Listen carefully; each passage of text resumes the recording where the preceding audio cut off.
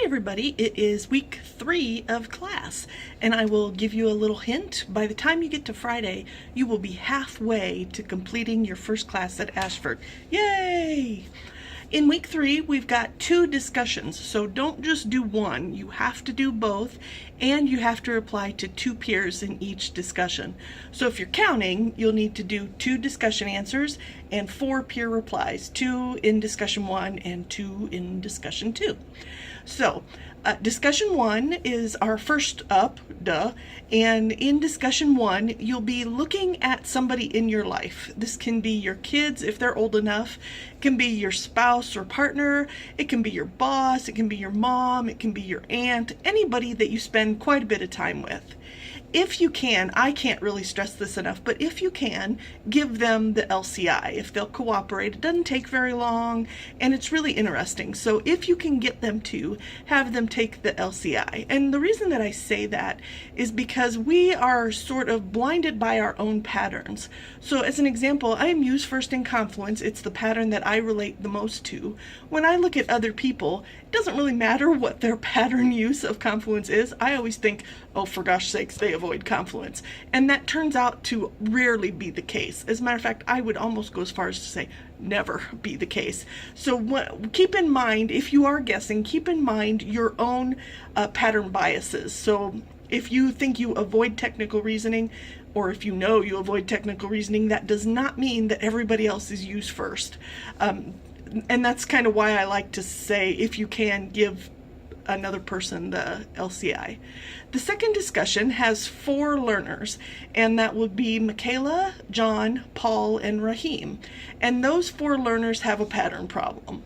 One pattern for each of them is so out of control that they can't seem to get anything done. And I will go ahead and sort of give you a hint here. For Michaela, her overused pattern is sequence. She is so paralyzed by sequence that when she's doing an assignment, she cannot move from one question to the next because that would put her out of order.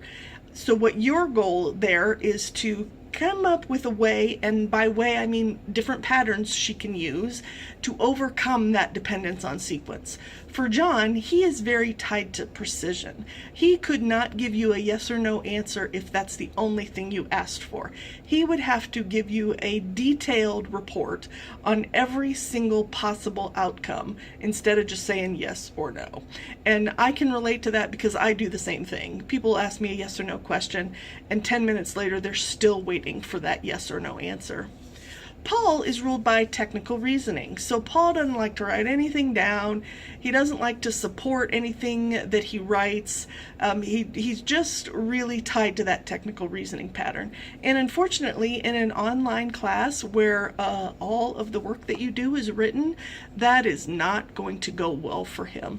So when you think about Paul and technical reasoning, think about the other patterns and which of those other patterns can help him at least get stuff down on paper. And then once you can get stuff down on paper, then you can work on fixing it and making it sound good and proofreading and all those other things. But you really first have to get things down on paper.